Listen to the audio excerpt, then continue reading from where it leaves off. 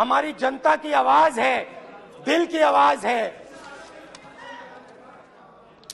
उस आवाज की हत्या आपने मणिपुर में की।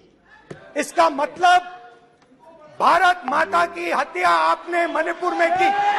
मारा आपने मणिपुर के लोगों को, मारकर भारत की हत्या की है।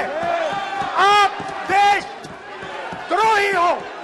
स्पीकर सर, इन्होंने मणिपुर में हिंदुस्तान की हत्या की है। सिर्फ मणिपुर की नहीं, हिंदुस्तान की हत्या की है। इनकी राजनीति ने मणिपुर को नहीं, हिंदुस्तान को मणिपुर में मारा है। हिंदुस्तान को कत्ल किया है, हिंदुस्तान का मर्डर किया है मणिपुर में। मजगती केंद्रीय मंत्री स्मृती ईरानी राहुल गांधी प्रत्युत्तर दिले। राष्ट्र के संसदीय इतिहास में आज तक भारत मां की हत्या की बात करने वाले कभी भी बैठकर मेज नहीं थपथपाते।